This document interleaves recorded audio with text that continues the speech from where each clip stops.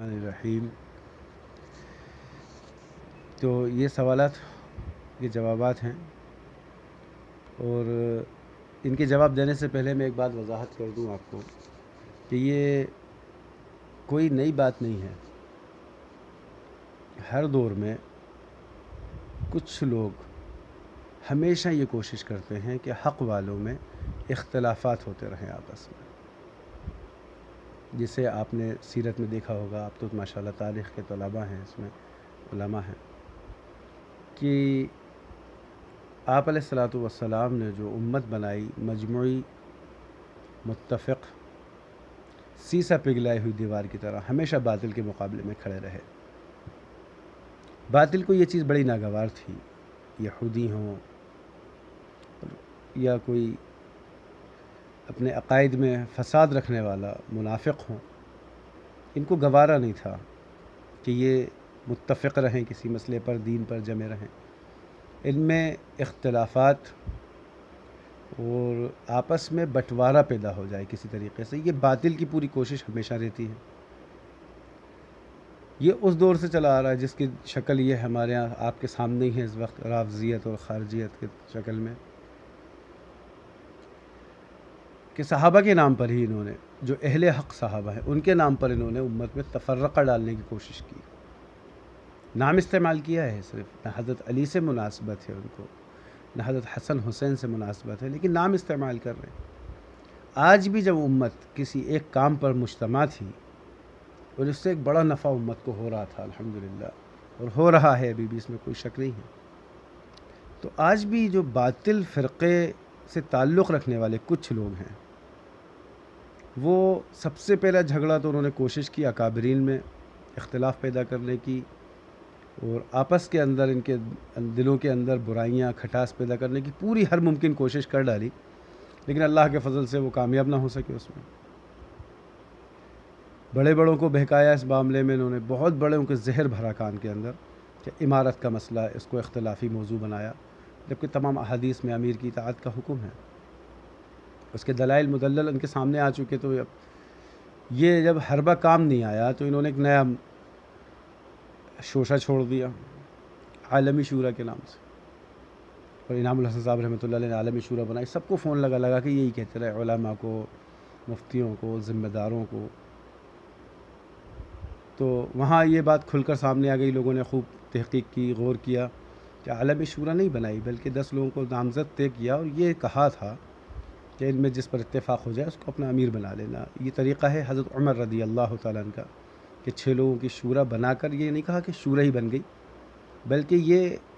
کریم ہیں اوپر کے اٹھے ہوئے لوگ، بڑے درجے کے ہیں، جس میں حضرت عبد الرحمن ابن عوف رضی اللہ تعالیٰ عنہ، حضرت علی اور حضرت عثمان رضی اللہ تعالیٰ عنہ بھی تھے، کہ جس کو جمع ہو جائیں سب، جس کو چاہیں اپنا امیر طے کر لیں۔ عمارت ہی کیونکہ اصل ہے، کوئی بھی جماعت بنتی ہے اس کا ایک امیر ہوتا ہے، کوئی کلیہ ہو، عصری تعلیم کا نظام ہو یا عربی تعلیم کا نظام ہو، شرعی تعلیم کا، سب جگہ ایک ناظم ہوتا ہے، محتمم ہوتا ہے، جو بڑا ہوتا ہے مدرسے کا، جو پورا انتظام لیا ہوا ہو، چاہے بھلے ہی وہاں شیخ الحدیث کتنے بڑے کیوں نہ ہو درجے کے، لیکن ایک ناظم، معتمد تعلیمات، بڑا ذمہ دار۔ کسی اسکول میں لے لیجیے، ایک پرنسپل ہوتا ہے جو پورے سسٹم کو اپنے کنٹرول میں کیا ہوا ہوتا ہے،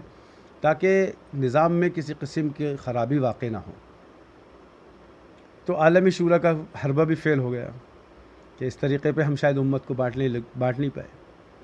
تو پھر اس میں انہوں نے پھر سوالات جیسے کیے۔ اس میں دارالعلوم دیوبند ہمارا بہت بڑا ادارہ ہے، ان سے خیانت کی امید نہیں کی جا سکتی کبھی بھی۔ جو سوال کریں گے آپ وہی جواب ملے گا۔ جیسے میرے پاس ایک فتویٰ آیا تھا کہ کسی نے خیانت کرتے ہوئے سوال پوچھا، تو اس میں قصور سوال پوچھنے والے کا ہے، جواب دینے والے کی غلطی نہیں ہے، جواب دینے والے کی ذمہ داری تحقیق کی ہوتی ہے۔ اب چھوٹی چھوٹی کلپیں چھانٹ کر آپ چلا دیں گے تو جواب ویسے ہی آئے گا کہ یہ اگر لفظ بولے ہیں تو یہ غلط ہیں۔ اس میں ضرورت ہوتی ہے پوری وضاحت کی، کہ سارا کچھ دیکھیں، تحقیق کریں، اس کے بعد پھر فتویٰ شائع کریں۔ دارالعلوم دیوبند سے سوالات پوچھے گئے تھے، جیسے ابھی ایک فتویٰ آیا، میرے پاس کاپی آئی کہ صاحب مستورات کی جماعت کا سوال پوچھا ہے کہ جائز ہے کہ ناجائز ہے، تو جواب آیا ناجائز ہے۔ مستورات کی جماعت کا سوال پوچھیں گے تو کوئی بھی مفتی یہی کہے گا، عورتوں کی جماعت بذات خود نکل جائیں عورتیں تو ناجائز ہے، عورتوں کا بیان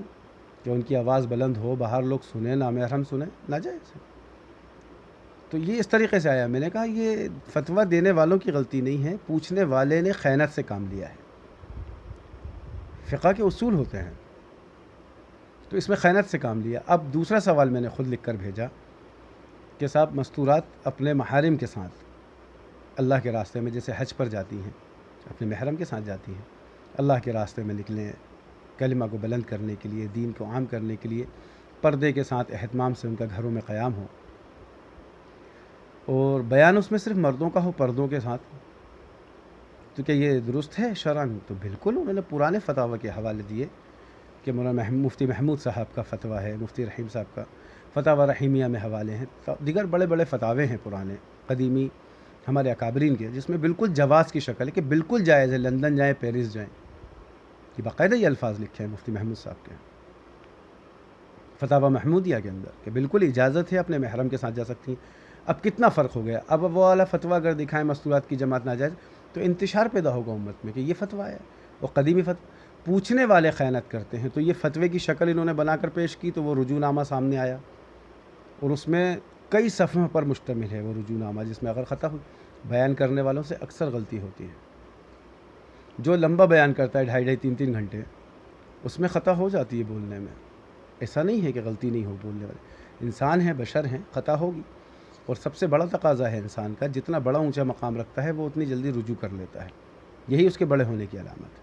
لہذا فتوے والا کام انہوں نے کوشش کی کہ اکابرین دیوبند میں،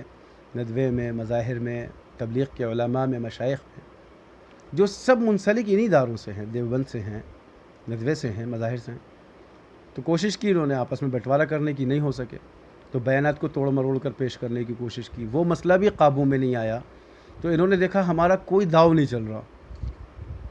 تو آج میرے پاس ایک فون آیا، گجرات کے مولوی تھے کوئی، کل بھی فون آیا تھا ایک، یہ بدل بدل کر فون لگا رہے ہیں، یہ بھی ایک نئی سازش ہے، چال ہے ان کی، اور نام یہ شورا کا بدنام کر رہے ہیں کہ شورا والوں کی طرف سے ہیں، ہم شورا والوں کی طرف سے ہیں۔ تو آج انہوں نے ایک عجیب بات کہی، جب میں نے کہا دارالعلوم دیوبند کے ہمارے اکابرین سے ہمارا ربط ہوا ہے، اور ان حضرات نے یہ بات کہی ہے کہ مولانا صاحب صاحب امیر ہیں تبلیغی جماعت کے، اس میں کسی کو اختلاف نہیں ہے،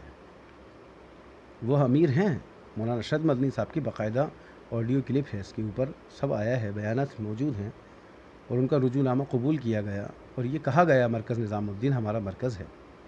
تو اس پر ان کو مرچیں لگ گئیں، جیسی میں نے کہا، کیونکہ وہ ہوتے نا، میں نے کہا نا باطل فرقے سے تعلق رکھنے والوں کو نہ مرکز سے تعلق ہے، نہ دارالعلوم دیوبند سے تعلق ہے، نہ مظاہر سے تعلق ہے، انہیں تو افتراق، آپس میں اختلافات پیدا کرنے سے ہی مقصد ہے، بس ان کا ایک کام ہے، ان کو تبلیغ سے مطلب بھی نہیں ہے۔ فون لگا کے مجھ سے پوچھ رہے آپ کی سال لگی ہے کہ جی الحمدللہ، تو پھر تو آپ تو مرید ہوں گے تبلیغ کے۔ میں نے کہا بھائی یہ ہمارے بڑے ہیں، انہوں نے ہماری رہبری کی ہے، ہمارے اکابرین ہمارے علماء ہیں، اگر کسی سے کوئی چوک ہوئی ہے تو اس میں ہماری تائید نہیں ہے، بلکہ ہماری کوشش ہونی چاہیے کہ اس میں اصلاح ہو جائے، درستگی ہو جائے۔ اور میں کہ آپ میں سے کتنے لوگوں نے کوشش کی اصلاح کرانے کی، آپس میں جوڑ پیدا کرانے کی، امت کو جوڑنے کی، بلکہ آپ تو نیبو نہیں چھوڑ رہے ہیں بیچ میں درمیان میں بیٹھ کے، نہ آپ کو مدرسوں سے مطلب، نہ آپ کو تبلیغ سے مطلب، نہ خانقاہوں سے مطلب۔ آپ وہ منافق قسم کے لوگ ہیں درمیان میں، جنہوں نے اختلاف پیدا کیا امت کے اندر اولین دور سے، اور آج تک وہی کر رہے ہیں، اور امید ہے کہ آپ سدھریں گے نہیں۔ تو انہوں نے کہا کیا، جب میں نے ان سے یہ کہا کہ ارشد مدنی صاحب نے یہ بات کہی ہے،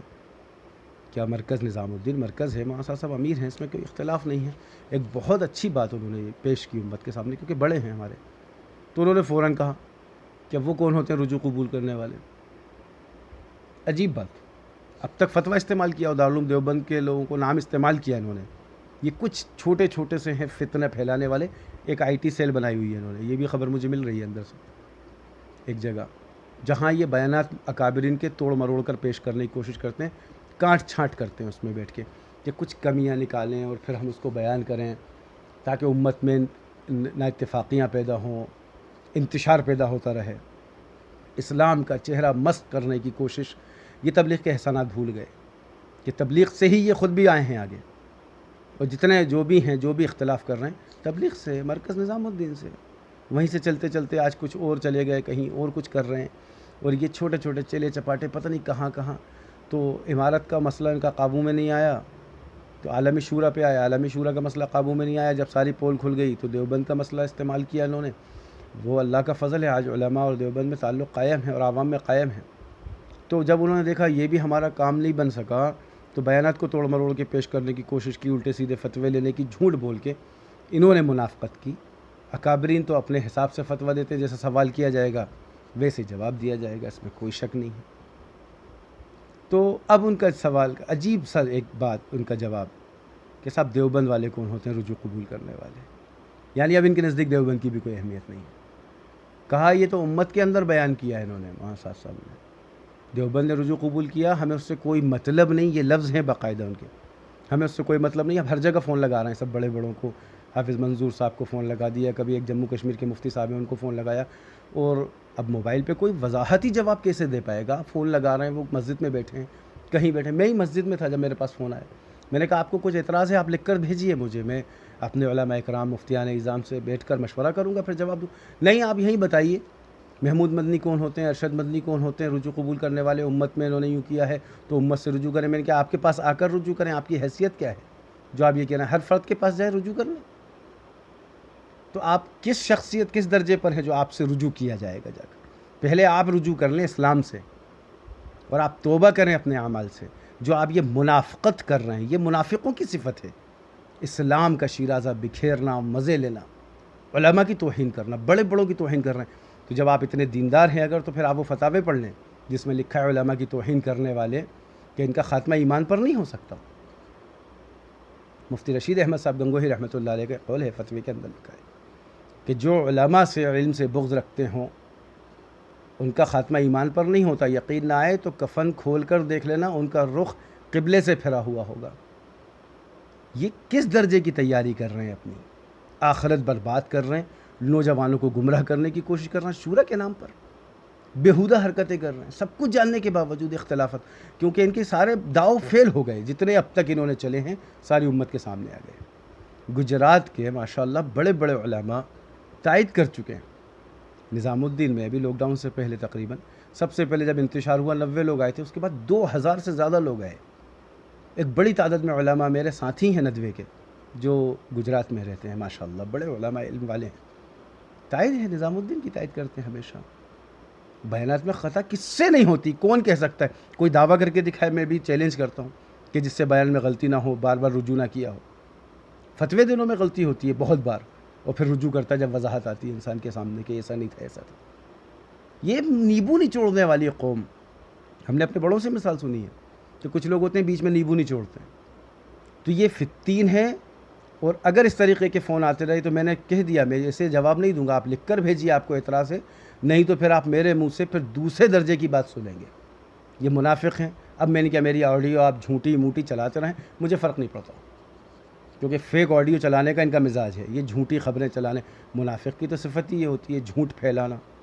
حقیقت کو چھپانا۔ مرکز جس کا صدیوں سے احسان ہے امت کے اندر، ان لوگوں کی اصلاح کا کام اتنے بڑے پیمانے پہ عالمی سطح پر کیا ہے اور سارے علماء اس کی تائید کرتے ہیں، یہ اس کے مخالف ہے۔ یہ بدترین منافقت ہے ان کے اندر جو آج یہ کر رہے ہیں چھوٹے چھوٹے سے۔ بڑے علماء بڑے اکابرین کسی درجے کی اختلافی بات کر ہی نہیں رہے، سب تائید کر رہے ہیں، لیکن اب یہ شروع ہو گئے ہیں۔ تو اس لیے میں آپ سے یہ درخواست کر رہا ہوں، چوکنا رہیں ایسے لوگوں سے، بہت زیادہ ہوشیار ہو کر چلنے کی ضرورت ہے۔ تبلیغ کا کام اللہ کے فضل سے چل رہا ہے، پورے لاک ڈاؤن بھر چلا الحمدللہ، ہر جگہ کام ہو رہا ہے، چھوٹے درجے پر ہو رہا ہے، گائیڈ لائن کو فالو کر کے ہو رہا ہے، کام نہیں رکے گا انشاءاللہ۔ یہ کرتے رہیں، یہ فون لگاتے رہیں، یہ ایک دن خود تھک کر چور ہو کے بیٹھ جائیں گے۔ منافقوں کا تو یہی حال ہے، احد کے موقع پر بھی ساتھ چھوڑا تھا، جب جنگ احد ہوئی تھی تو 1000 کی تعداد تھی، 300 منافق الگ ہو گئے تھے کہ ہماری رائے مانی نہیں جا رہی، تو ہم کیوں جائیں ان کے ساتھ، ہم تو کہتے ہیں مدینے میں رہ کر مقابلہ کرو، یہ جا رہے ہیں، تو وہاں بھی الگ ہوتے۔ اس زمانے میں بھی کچھ چھوٹے چھوٹے سے ہیں چیپدی کے شور میں، یہ سوچ رہے ہیں ہم کچھ بہت بڑا کام کر لیں گے، کبھی کسی کو فون لگا لو، اس کی آڈیو چلا دو، کوئی کہیں مشغول ہے اس سے کال کر دو، یہ کہو کہ کہاں سے ثابت ہے، کیوں ثابت ہے، کیسے نہیں، یہ خود ثبوت نہیں دے پا رہے، جواب نہیں دے پائیں گے، وہ یہ فون لگا کے اپنی سناتے ہیں، ایسا لگتا ہے یہ سنانے کے لیے فون لگا رہے ہیں، آپ سے پوچھنے کے لیے نہیں لگا رہے، اور ایسے لوگوں سے ہوشیاری رہیں۔ میری طرف سے تو سٹیک جواب مل رہا ہے، آپ نہیں مانتے نہ مانے، جائیں، آپ کی مرضی، جہاں جانا ہے، آپ مانیں گے بھی نہیں، کیونکہ آپ کا تعلق تبلیغ سے نہیں ہے، اچھے سے پتہ ہے۔ یہ بہت بدترین عقائد کے لوگ ہیں جو اس قسم کا فتنہ مچا رہے ہیں، ہوشیار ہونے کی ضرورت ہے۔ ایسے منافقوں سے اپنے آپ کو بچائیں، امت کی اصلاح کریں۔ آج الحمدللہ پورا عالم جڑ رہا ہے اور یہ کام چلتا رہے گا انشاءاللہ۔ اللہ اس کا نگہبان ہے، اللہ حفاظت فرمائیں گے۔ کسی سے خطا ہو بولنے میں تو ڈائریکٹ اس سے کہنا یہ فقہی اصول ہے، پیٹھ پیچھے کہنا تو غیبتیں ہیں، اور نہیں کہا اور جھوٹی بات لگائی گئی تو یہ بہتان ہے۔ تو پھر یاد رکھیں وہ شخص مر نہیں سکتا جس نے الٹا سیدھا بہتان لگایا ہو۔ حدیث میں وضاحت ہے اس کی کہ بہتان لگانے والا جب تک اس کو موت نہیں آئے گی جب تک وہ خود اس گناہ میں مبتلا نہ ہو جائے جس کا الزام اس نے جھوٹا لگایا ہے۔ تو یہ اپنی عاقبت کی فکر کریں کہ ان کا خود کا حشر کیا ہونے والا ہے۔ تو اس لیے میں نے چاہا کہ یہ چند باتوں کی وضاحت کر دوں۔ میں نے یہ موضوع پہ بہت دن سے بولنا بند کیا تھا، لیکن اب وہ پھر فون آنا شروع ہو گئے کچھ فتینوں کے، کبھی کرناٹک سے لگا رہا ہے کوئی، کبھی گجرات سے لگا رہا ہے، کبھی وہ یو پی سے لگا رہا ہے، کبھی کشمیر سے لگا رہا ہے۔ سارے فتین پھر وہ شروع ہو گئے، ان کا خود کوئی نسبت نہیں، یہ کبھی گشت نہیں کراتے، یہ کبھی ملاقاتیں نہیں، ان کی تبلیغ سے کوئی نسبت نہیں، اداروں سے نسبت نہیں۔ اب دارالعلوم دیوبند کو اڑانا شروع کر دیا کہ وہ کون ہوتے ہیں رجوع قبول کرنے والے۔ تو یہ بہت بڑے اکابر ہو گئے نئے لوگ جو یہ فتنے مچا رہے ہیں، فون پہ نام نہیں بتا سکتے، اتنی ہمت نہیں، اب یہ کہہ رہے ہیں رجوع ہمارے سامنے ہوگا۔ ایسے فتنوں کی کوئی پرواہ نہ کرتے ہوئے آپ دعوت کا کام کریں، کوئی ضرورت نہیں ہے ایسے فقیر قسم کے لوگوں کی۔ کبھی کہیں سے کوئی فقیر کھڑا ہو جاتا ہے، کبھی کدھر سے کوئی کھڑا ہو جاتا ہے اور دلیلیں مانگنے لگتے ہیں، یہ ذلیل قسم کے لوگ منافق۔ تو ایسے لوگوں کی پرواہ نہیں، کام کرتے رہیں۔ اللہ رب العزت صحیح طور پر ہمیں کام کرنے کی توفیق عطا فرمائے اور ایسے فتنوں سے اللہ پوری امت کی حفاظت فرمائے۔ وآخر دعوانا ان الحمدللہ رب العالمین۔